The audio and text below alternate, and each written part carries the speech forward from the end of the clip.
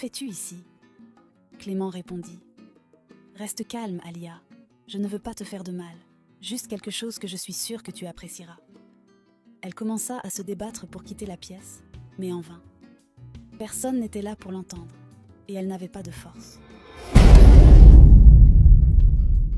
Lors des cérémonies funéraires de son père, les oncles et tantes de Alia, qu'elle n'avait jamais rencontrés auparavant, sont venus de loin pour lui offrir leur soutien et leurs condoléances.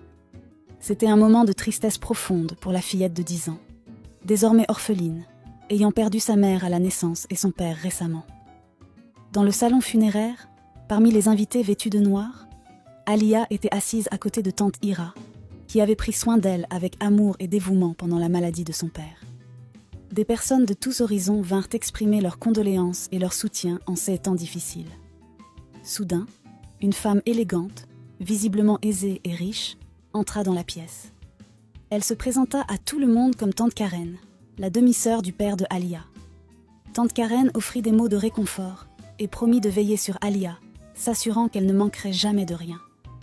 Elle lui remit même une enveloppe contenant de l'argent, un geste touchant qui reflétait sa générosité et son affection pour sa nièce.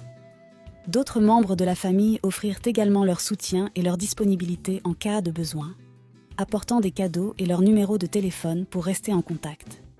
Plusieurs semaines après la cérémonie, tante Karen prit l'initiative de rendre visite à Alia, montrant son engagement à être présente pour elle dans ces moments difficiles. Cette présence réconfortante et ces actes d'amour familial apaisèrent grandement le chagrin d'Alia face à cette perte douloureuse de son père. Lors d'une visite, tante Karen informa tante Ira qu'elle venait principalement pour emmener Alia avec elle, puisque tante Ira voulait déménager. Au début, Alia ne voulait pas partir avec tante Karen, car elle ne la connaissait pas suffisamment, mais tante Ira la rassura en lui disant qu'avec tante Karen, elle recevrait une meilleure éducation dans les meilleures écoles de la ville. Tante Ira promit aussi de prendre de ses nouvelles fréquemment pour s'assurer qu'elle ne se sente pas trop seule. À contre-cœur, la pauvre fille finit par se plier aux demandes de ses tantes. Tante Karen emmena alors Alia dans la ville où elle vivait avec son mari et leur bébé. Alia reçut un accueil chaleureux et un bon repas autour d'une table où tout le monde discutait. Ce fut à ce moment-là que le mari de tante Karen prit la parole. « Alia, ici, c'est chez toi. Tu dois t'intégrer comme si rien n'avait changé. Et si tu as besoin de quoi que ce soit, n'hésite pas à nous le faire savoir. Nous sommes aussi ta famille. » C'était effectivement un accueil très chaleureux qui rassura de plus en plus la petite fille. Tout allait bien jusqu'à ce qu'après 3 mois, Alia rappela à sa tante l'école qu'elle lui avait promise.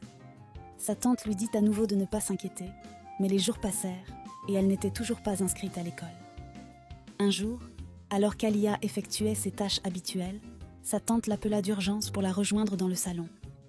Elle courut rapidement vers le salon et vit sa tante avec un homme plus âgé, probablement dans la 60aine, qui discutait avec elle. Très poliment, elle salua l'invité et, suivant les instructions de sa tante, lui apporta un verre d'eau.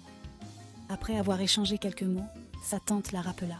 « Alia, tourne-toi pour que tonton puisse regarder comment tu es belle. » Innocemment, elle n'eut d'autre choix que d'obéir.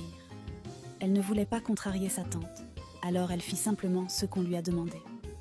De toute façon, cela ne semblait pas être quelque chose de compliqué, pensa-t-elle. Finalement, le monsieur s'en alla, et tante Karen reprit. « As-tu vu mon invité ? Parce que si tu fais ce qu'il dit, il t'aidera à aller à l'école comme tu l'as toujours voulu. » Alia n'en croyait pas ses oreilles. Elle était si heureuse qu'elle pouvait à peine contenir son sourire lorsque sa tante continua. « Mais il y a une condition. Tu dois l'épouser, et il fera tout ce que tu lui demanderas. » À ces mots, le cœur de la fillette se brisa. Sa joie se transforma soudain en tristesse. Elle savait bien ce que ce mot impliquait.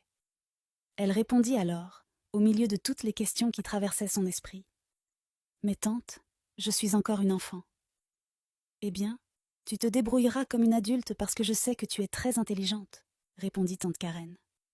Lorsque la petite fille tenta de dissuader sa tante, celle-ci répondit que ce n'était pas un débat, qu'elle devait recevoir sa dot le lendemain et rejoindre son mari. La pauvre fille était bouleversée. Elle ne savait pas quoi faire. Elle ne voulait pas rester là sans rien faire, alors elle s'écria. « Je ne veux pas, tante.